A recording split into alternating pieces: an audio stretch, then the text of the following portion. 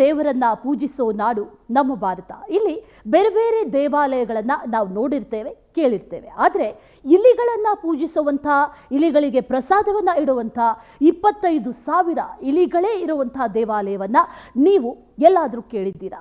ಇಂಥದ್ದೊಂದು ದೇವಾಲಯ ರಾಜಸ್ಥಾನದ ಬಿಕನೇರ್ನಿಂದ 13 ಕಿಲೋಮೀಟರ್ ದೂರದಲ್ಲಿರುವಂತಹ ಉದಯ ರಾಮ್ಸರ್ ಗ್ರಾಮದಲ್ಲಿದೆ. ಈ ದೇವಾಲಯದ ಹೆಸರು ಕರ್ಣಿಮಾತಾ ದೇವಾಲಯ. ಇಲ್ಲಿ ಪ್ರಾರ್ಥನೆ ಮಾಡಿದ್ರೆ ಯಾವುದೇ ರೀತಿಯ ಆಸೆ ಈಡೇರುತ್ತೆ ಅನ್ನುವಂಥ ನಂಬಿಕೆ ಕೂಡ ಇದೆ. ಈ ದೇವಾಲಯಕ್ಕೆ ಈಗ ಪ್ರಧಾನಿ ನರೇಂದ್ರ ಮೋದಿ ಭೇಟಿಯನ್ನ ನೀಡಲಿದ್ದಾರೆ. ಈ ದೇವಸ್ಥಾನದಲ್ಲಿ ಪ್ರಸಾದವನ್ನ ಇಲಿಗಳಿಗೆ ಮೊದಲು ಇಡಲಾಗುತ್ತೆ, ಆ ಬಳಿಕ ಅದೇ ಪ್ರಸಾದವನ್ನ ಭಕ್ತರಿಗೆ ನೀಡಲಾಗುತ್ತೆ. ಈ ದೇವಾಲಯ ಸುಮಾರು 300 ವರ್ಷಗಳಷ್ಟು ಹಳೆಯ ದೇವಾಲಯ. ಈ ದೇವಾಲಯವನ್ನ ಬಿಕನೇರ್ನ ರಾಜ್ಯದ ಮಹಾರಾಜ ಗಂಗಾ ಸಿಂಗ್ ನಿರ್ಮಿಸಿದ್ರು ಅನ್ನುವಂಥ ಪ್ರತೀತಿ ಇದೆ.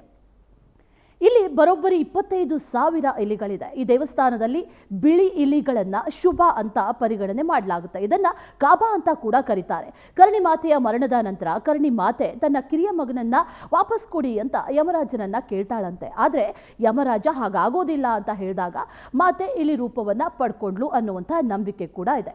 ಹಾಗೆ ಈ ದೇವಾಲಯದಲ್ಲಿರುವಂತಹ ಎಲ್ಲಾ ಕಾಬಾಗಳು ಆಕೆಯ ಕುಟುಂಬದ ಸದಸ್ಯರಾಗಿದ್ದಾರೆ.